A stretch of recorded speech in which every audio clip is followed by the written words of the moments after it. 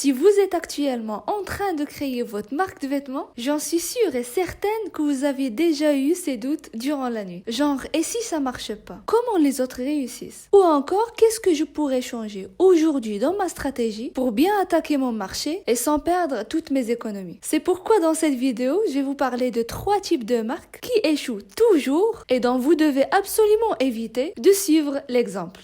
Restez avec moi.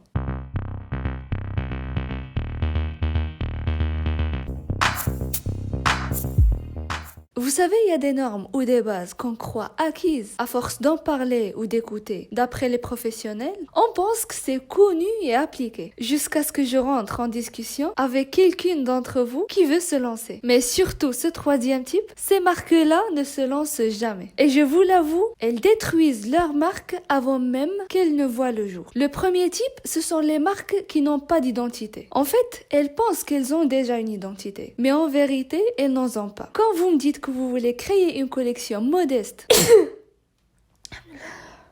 destinée aux musulmanes, mais qui pourrait aussi être portée par des autres, ou que vous voulez créer une collection de sport qui pourrait se porter dans la vie de tous les jours, c'est-à-dire essayer de satisfaire tout le monde d'une manière ou d'autre, là vous comprenez pas ce que veut dire positionnement. Pourquoi? Parce que vous pensez que plus vous élargissez votre cible, plus vous vendez. Alors que c'est faux. Parce que laissez-moi vous dire que malheureusement, ça marche plus comme ça. Si vous ciblez tout le monde, vous finissez par cibler personne. Votre marque doit représenter une persona unique. Par exemple, moi je suis une femme arabe et musulmane. Je préférerais toujours acheter d'après une marque qui représente la femme arabe musulmane comme moi, plutôt qu'une marque qui me regroupe avec Céline qui a décidé un jour de porter une robe longue. D'ailleurs, j'ai rien de problème avec les autres qui sont différents de moi, qu'on n'est pas de la même religion, même pays, etc. Non, rien du tout, c'était juste un exemple, d'accord?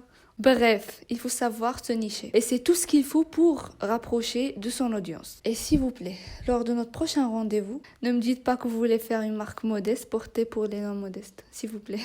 2e type, les marques qui ignorent quelque chose qui s'appelle le marketing. Je sais, ça vous angoisse, vous l'entendez partout, mais vous savez quoi? Vous ne l'appliquez toujours pas. C'est pourquoi que je suis obligée de vous le redire encore et encore une fois. Parce que je comprends pas pourquoi 90% des gens se lancent exactement de la même manière et c'est, bien évidemment, la manière qui vous fera échouer. Comment? Parce que ça se passe toujours de la même façon. Vous développez votre collection, vous la postez sur les réseaux, vous attendez que les gens achètent, sans aucun contexte. Oui, ça a marché pour certaines personnes en 2012, quand les réseaux étaient encore peu saturés. Il n'y avait personne en fait en 2012. Mais aujourd'hui, en 2025, désolé mais ça marche plus. Parce que si vous voulez commencer aujourd'hui, voici comment vous devez le faire. Au lieu de commencer par la collection, il faut commencer par les réseaux. La création d'audience. Le partage. Vous devez partager votre histoire personnelle. Et c'est autour de tout ça, vous pouvez créer votre produit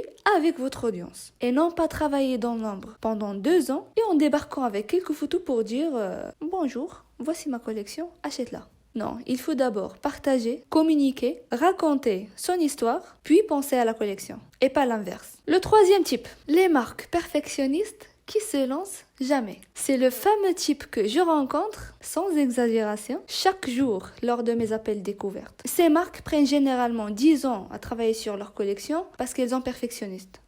Ok, prenons 2 marques. Oubliez la taille de ces marques, c'est juste à titre de comparaison. Prenons Shein par exemple, ici, et Chanel.